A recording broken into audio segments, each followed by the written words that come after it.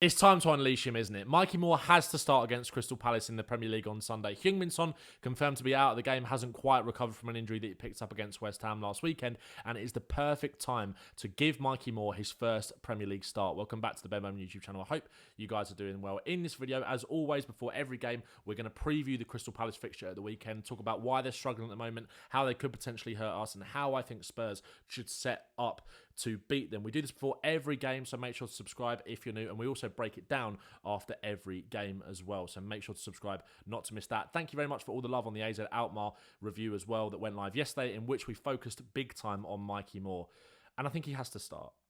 I think he has to play on Sunday. Heung-Min Son confirmed to be out. Like I said, Timo Werner has been starting when Son Heung-Min hasn't been fit on that left-hand side. And I think it's time for that to end. Mikey Moore has proved that if you are good enough, you are old enough. And I think Spurs have managed him really well up until this point. But the level that we saw from him on Thursday night, and we went through this in the video yesterday, that second half performance from him was a joke. That is someone that is ready to perform at this level. Of course, Crystal Palace are a different test to AZ Alkmaar, Premier League opposition. Of course, the game is going to be more intense than maybe what we saw on Thursday. But I think he can adapt to that situation. And I think when you look at the team that Spurs will most likely, or I think Spurs should put out on Sunday, he's got not enough quality in and around him for the sole focus not to be on him. And I think the way that Crystal Palace play actually might play into Mikey Moore's hands a little bit. That said, when you look at some of the goals that Crystal Palace have been conceding, you could understand why Ange Postecoglou would go with Timo Werner in this game at Selhurst Park. When you go back to the Liverpool game in which Palace lost a few weeks ago, and they were actually quite unlucky. We'll talk about Palace's season as a whole in a little while. This was the goal that Liverpool scored to make it 1-0. I believe, when I say they were unlucky, obviously they got a decision. Well, they didn't get a decision going their favour at the end of the game. They probably should have had a penalty and could have come away with that with a 1-1 draw. But Liverpool had most of the possession in this one and created a lot of chances, which we'll come and look at in a second. But this is how they scored their goal. Crystal Palace have been setting up in a back five this season, as you can kind of see here with Chalobah, Lacroix and Guéhi as that back three, Munoz and Mitchell as the fullbacks or as the wing backs. And it's not been working for Palace attacking wise or going back the other way in a defensive sense either. And this is how Liverpool exploited it to score their winning goal against Palace at Selhurst Park a few weeks ago. Tsimikas, lovely ball into Gakpo, who gets in between Lacroix and Munoz, and they're in. And Jota makes the run into the box. Good cross from Gakpo. Jota gets across the front post and scores. Or gets into the middle of the box and scores. You can see here, Gakpo, Munoz steps up at the wrong time. That balance, or that line, that back five line is all over the place from Palace, really. Not really knowing when to step up, not knowing when to drop. And I think Spurs can exploit the space in behind. And that is where you could maybe make the argument for Timo Werner starting ahead of Mikey Moore. Because one thing that we know about Timo Werner is that he does have that anticipation and he does have that timing of the run to get into these kind of positions. And his cut back crossing is decent. But I just think it doesn't really say a lot if we are to start Timo Werner in this game after the performances that he has been putting in recently. And again, I worry that Munoz is going to leave space in behind and Werner is not going to be able to capitalise because of the lack of confidence that he's playing with right now. And when you compare the lack of confidence that he's got to the confidence that Mikey Moore showed the other night, I just think he's ready. I do think he's ready, and I think he should start in this game. I think it's probably too soon for Wilson Odobert to come in and start in this game. He only got 5 minutes. He only got 5 minutes on Thursday night, 5-6 minutes or so, came on around the 86th minute. And looked sharp, to be fair. He did look sharp. And if it is Odobert, he does go with him. He does gamble. I won't be upset. And I think the other option that you could potentially go with is playing Richarlison on that left-hand side with Solanke through the middle. We saw Richie play on the left in the first phase of last season when Son Heung-Min was playing through the middle. He obviously didn't hit his rich goal-scoring vein of form playing out on the left. That came when he was playing up front later on in the season. But I think he showed that he could be a little bit. He could be effective out wide. Because I think his pressing is very good. I think his link-up play is quite good as well, Richarlison in those wider areas. But I just think with the confidence that Mikey Moore exude on Thursday, I think you have to go with him. I think you have to gamble. And when you look at the fact that if you do want to turn to Werner because Ange trusts him that little bit more, then you can turn to Werner on the bench. You can turn to Odobert on the bench. You can turn to Richarlison on the bench. You can maybe move Johnson over there and move Kulusevski out wide or put someone else on the right. there are options there for Spurs to play around with, but I think you have to be bold and be brave. Ange Postecoglou said in his pre-match press conference earlier on today, I'm filming this on Friday, to put it out on Saturday when you guys are watching it now, he said that Mikey Moore is ready to start a Premier League game. And I think Spurs have managed him well. There have been moments where Spurs fans have been left frustrated that he hasn't come on in certain Premier League games. West Ham at home last weekend was one. And that might leave some fans feeling a sense of the fact that maybe Mikey Moore isn't as ready for first-team football as we think. The fact that he can't come on when we're 4-1 up against West Ham, but maybe he wanted to give Werner the opportunity to prove himself in that moment, and he didn't do that. And he didn't do that on Thursday night against AZ Alkmaar either. Showed a real lack of conviction in the final third, despite some good off-the-ball work, which has not really been a question of Werner's game since he's been at Spurs.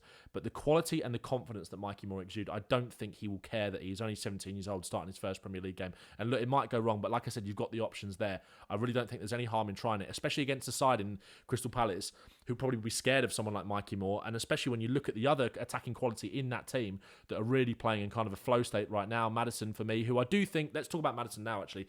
I think Maddison starts for me. Obviously, Pape Matar Sarr, I expected him to play against AZ Alkmaar. He didn't. He gave Maddison the opportunity. I think that was the right decision. I think Maddison is one of those characters, and where he's a leader in this team, I think you have to manage him, and I think that would have hurt him probably coming off against West Ham on Saturday. And I think Ange giving him the armband on Thursday night, he was the best player on the pitch for me, other than Mikey in that second half. I think he played the game at his pace, and I think with some of that wide play combination, if I go to here, this is kind of like I said where Liverpool's goal comes from. Those kind of passes in between the lines, getting in behind that back five. And again, we haven't even talked about Brennan Johnson on the other side. That is his bread and butter. And I think Dominic Solanke in this game, I don't want to see him dropping quite as deep. Obviously, I want to see him involved in the build-up. But when you look at Liverpool and how they were kind of able to pen Crystal Palace in, they had 68% possession in that game. And obviously, that was most of that possession was in Crystal Palace's final third, or certainly in their half. So I think Spurs have to go into this and kind of be aggressive and play with those two number 10s. And I also think Basuma in there on his own as that lone six is enough to handle that physical battle in midfield. They are missing Decore at the moment. Adam Wharton requires surgery. He's kind of playing through the pain a little bit at the moment. Palace seem reluctant to give him that surgery. He looks a shadow of the player. So it will most likely be Hughes and Lerma in the midfield. And when I look at Kulusevski and his physical running power, rested, of course, played a little bit against Alkmaar for 5 minutes or so, Basuma especially, and Solanke as the physical players in Spurs' midfield build-up at times, Solanke dropping that a little bit deeper, that is more than enough, I think, to handle this midfield of Hughes and Lerma. So I don't necessarily think Pape Matar Sarr needs to start. I might be wrong, but I would be surprised if Ange went for Sarr over Maddison in this game. I don't really think it necessarily requires it. But again, the beauty of it, as we said with those attacking options out wide, is that Pape Matar Sarr is a cheat code off the bench for Spurs. He really, really is. But that's what I think he'll go with. I think it has to go with James Maddison to kind of... Look, Palace are going to be... They're lacking confidence. Look at the run that Crystal Palace have been on at the moment. Let's just refresh it. Let's just scroll down and find this for you. So, back-to-back 3 losses in a row in the Premier League. Nottingham Forest away, Liverpool at home, Everton away. They're not conceding bucket loads of goals, but again, I think we saw it in the Manchester United game as well. Their vulnerability at letting wingers get in behind them. There was a chance that Garnacho had, which I haven't actually got a screenshot of, which in hindsight I probably should have, where Garnacho hit the bar where he slipped in. Manchester United were able to play some of their best football of the season in this game. And again, you look at the attacking momentum that Manchester United had in this game. You can see the momentum bar here. They completely dominated that one. Crystal Palace had a couple of chances. I remember Eze having a couple of chances in the second half. But you look at that attacking momentum bar. Manchester United were able to go there and really dominate the ball and play in Palace's half and create really high quality chances that they should have put away. 5 big chances in the game, all coming in the first half, creating 1.42 XG in that first half of football. And that's Manchester United we're talking about here. Tottenham, if we play at our best with those players that have been rested from Thursday night, from Saturday that didn't play on Thursday night, Spurs can absolutely kill Crystal Palace in this game. And again, I think getting in behind, getting those wingers in behind is a big part of that. And again, here, look, you could swap this for Destiny Udogie. You could put James Maddison in this kind of position. You could even put Udogie in this kind of position where Moore drops that little bit deeper. I think the rotation and the fluidity with actually having a sort of wide creator out on this left-hand side that allows you to unlock Udogie's powerful running in behind. Or again, if you switch that back up and put Mikey Moore, who's got that ability to run in behind into that position as well. I think Moore is the way to go, and I think Maddison is definitely the way to go as well. But you guys let me know what you think in the comments. Now, let's talk a bit about Crystal Palace, because naturally things have not been going well for them, and I think especially off the back of the game against Nottingham Forest on Sunday, Oliver Glasner is under a massive amounts of pressure now. Again, the fact that they ended the season so strong last year isn't helping their case really here.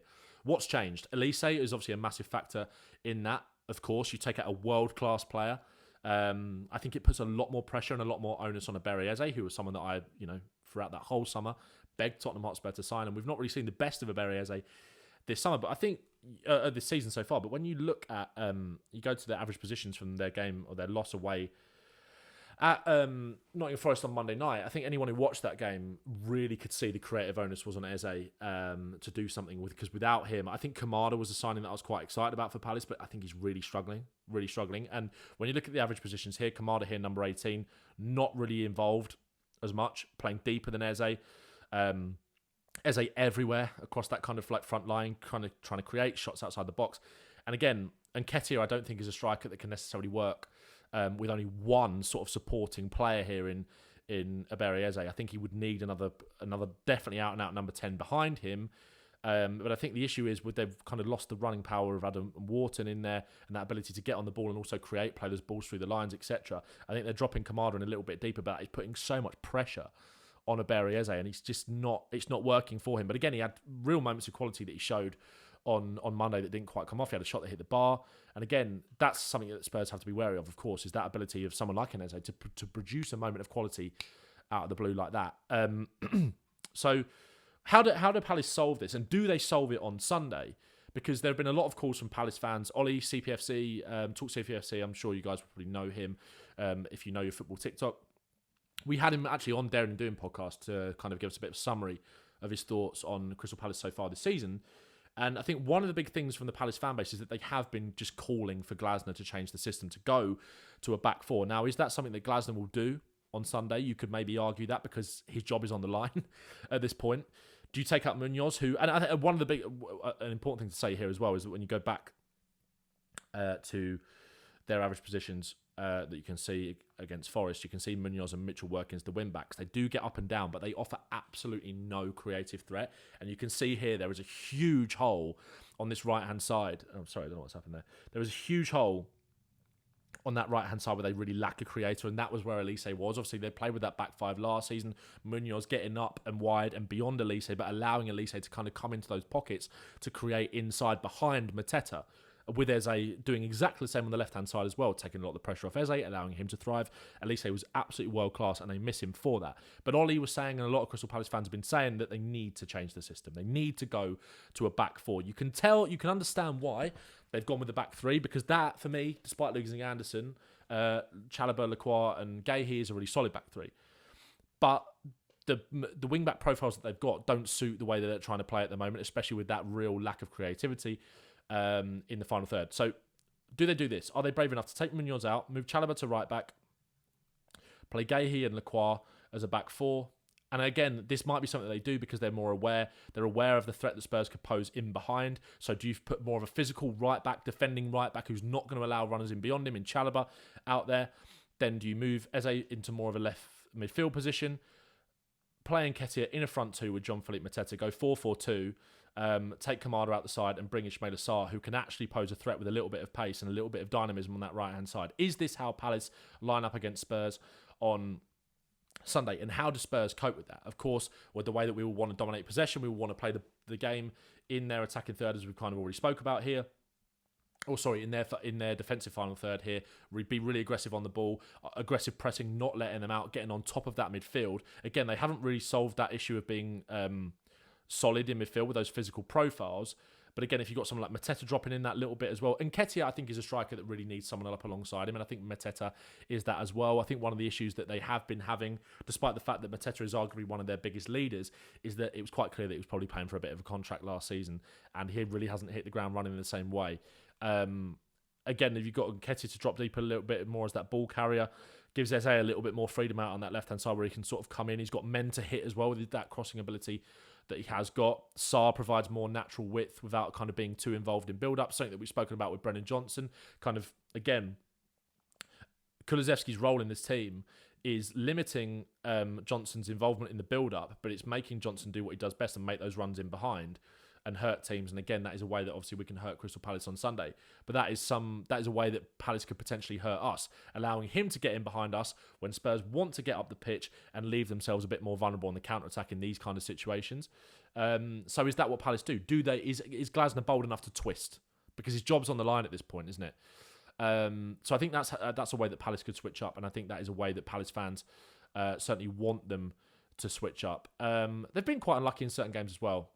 But I think Palace fans I can't really believe what they're seeing at the moment. But hopefully Spurs, I think Spurs have got more than enough quality to win this game. Like I said, when you go back to Palace's form, and the fact that Manchester United and Liverpool have kind of gone there and completely dominated games, and Man United should have come away with something. Liverpool obviously come away with a win. We're able to keep a clean sheet and limit them as well. Palace had one big chance and created 0.17 XG home to Manchester United. Again, against Liverpool, I thought they were quite unlucky with that penalty decision potentially. If I actually just move this across quickly so you can see that a bit better. And now you can't see me. But against Liverpool, they created 2 big chances, had 9 shots, only created 0.64 XG, whereas Liverpool were able to go there, have 16 shots, force Henderson into 5 saves, and really kind of dominate that game. Like I said, in that first half, they had 72% possession and really kind of killed them off in that game, despite only winning 1-0. It should have been more for Liverpool. But yeah, I'm confident going into the game on Sunday. Palace might switch their tactics, so be aware of that going into this one. It is time to unleash Mikey Moore, and I think Maddison has to play in that midfield instead of Pape Matar Sarr. For me, for those reasons, go there, dominate the victory, come away with it with 3 points, and that's 3 wins in a row, and that momentum continues to build. If you did like the video, please make sure to subscribe to the channel and drop it a like as well. Let me know a comment and score prediction as well. I'm going to go 3-1. I'm going to go with Solanke, Johnson, and James Maddison getting on the score sheet on Sunday. So give me your score prediction in the comments and make sure to subscribe. Like I said, I really, really appreciate the love on all the videos recently. Nice one, and up the Spurs.